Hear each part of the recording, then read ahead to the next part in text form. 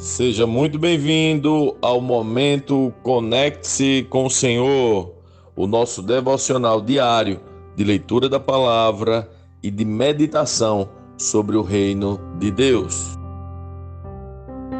Vamos à leitura de Mateus 7, é o final da ministração de Jesus no Sermão do Monte.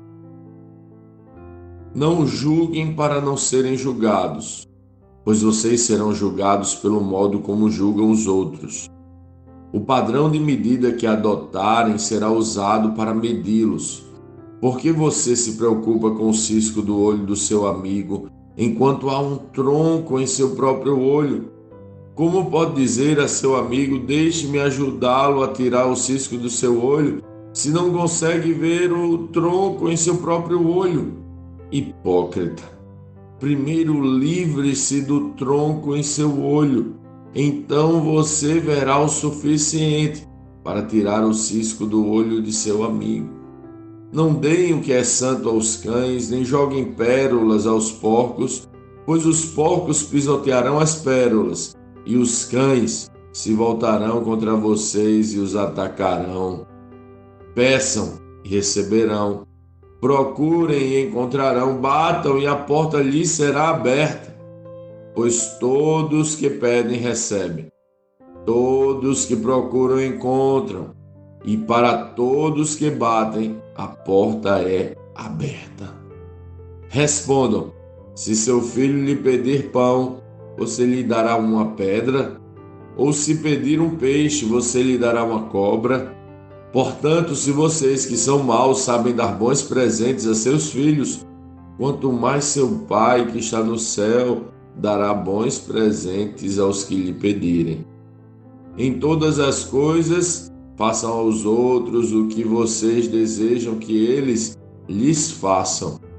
Essa é a essência de tudo que ensinam a lei e os profetas. Entrem pela porta estreita. A estrada que conduz à destruição é ampla, e larga é a sua porta, e muitos escolhem esse caminho, mas a porta para a vida é estreita, e o caminho é difícil, e são poucos os que o encontram. Tomem cuidado com os falsos profetas, que vêm disfarçados de ovelhas, mas que na verdade são lobos esfomeados. Vocês os identificarão por seus frutos. É possível colher uvas de espinheiros ou figos de ervas daninhas?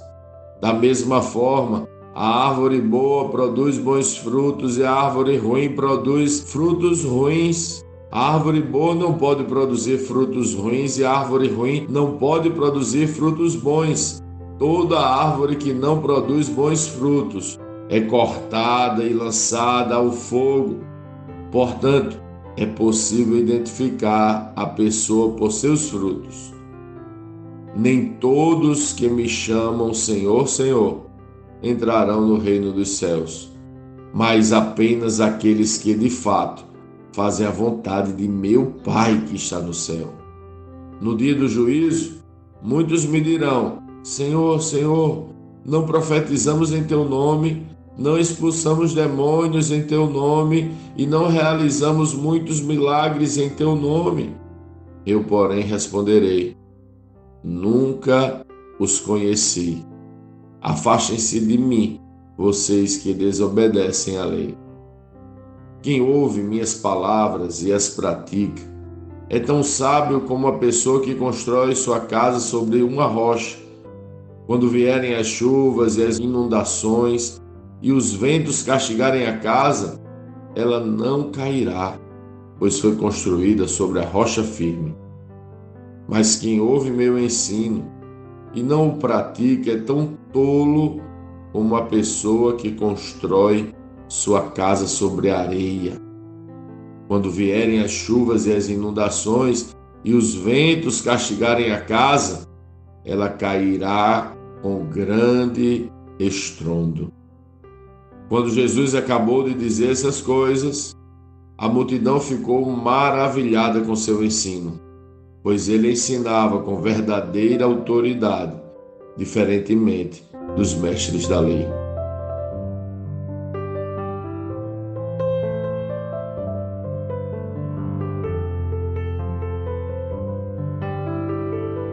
lendo este capítulo de hoje, nós precisamos responder: como Cristo lê esse texto? O que aprendemos nele? E que aplicações práticas esse texto deve trazer para as nossas vidas?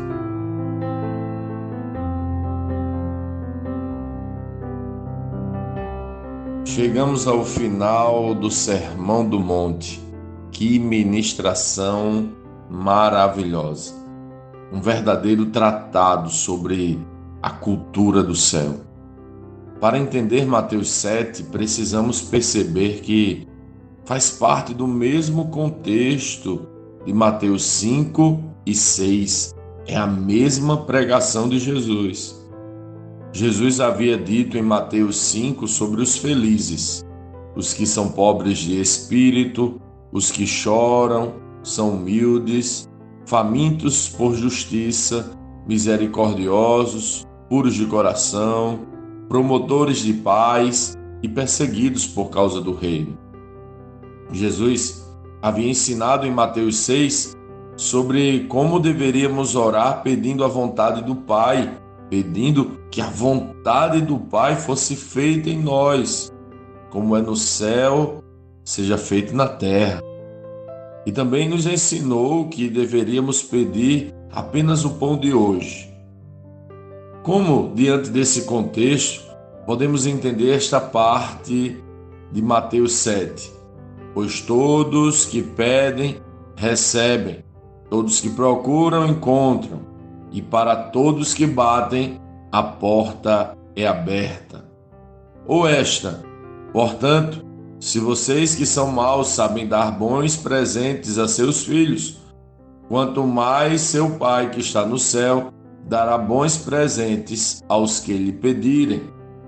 Muitos acreditam que ele está falando sobre pedir dinheiro, riquezas e favores pessoais ao Pai. Como é que eles dizem mesmo? Afinal, ele é o dono do ouro e da prata.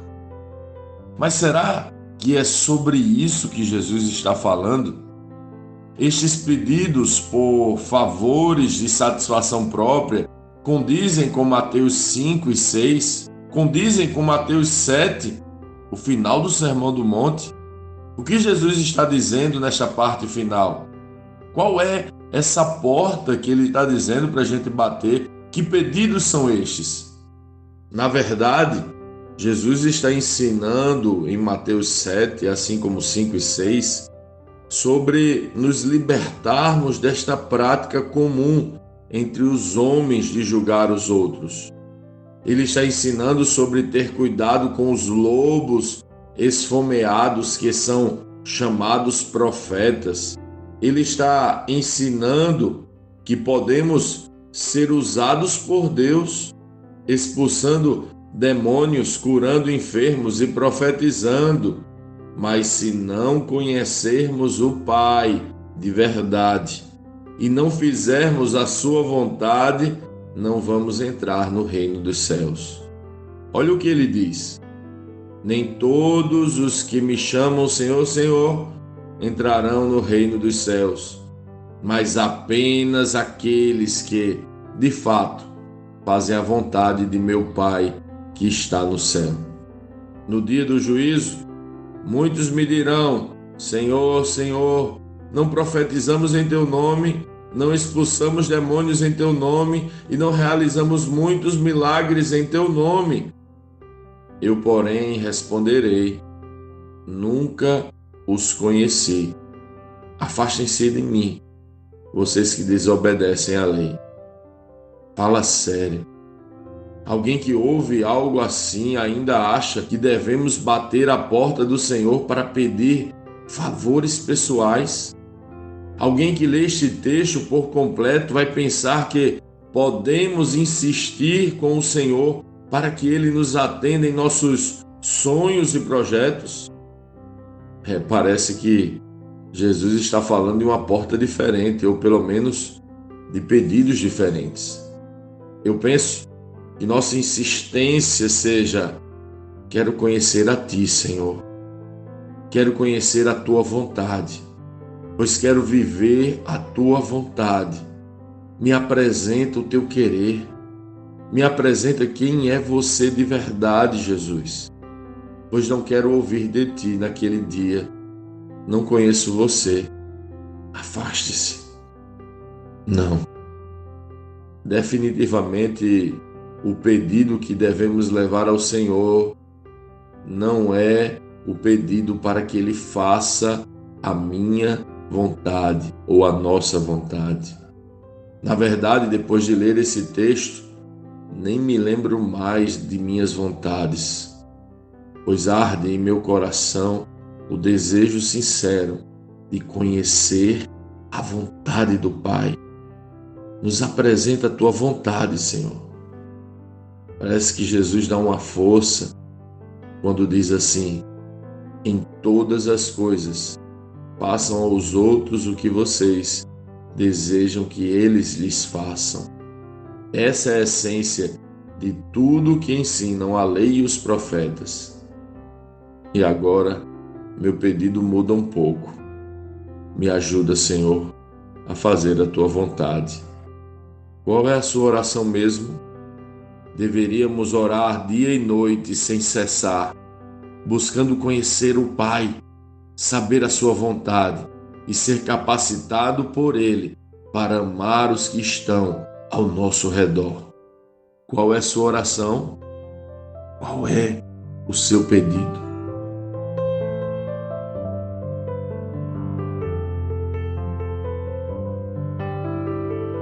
Sim, que bom ter você neste devocional e poder compartilhar o Evangelho. Mas, como sempre dizemos, o texto de hoje, o texto de cada dia, tem muito mais para oferecer, muito mesmo.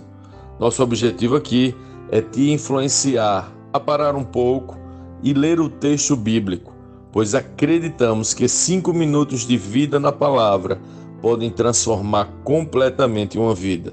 Que Deus te abençoe. Leia, medite, comente, pergunte e adore o Senhor no seu lugar secreto. Conecte-se com o Senhor.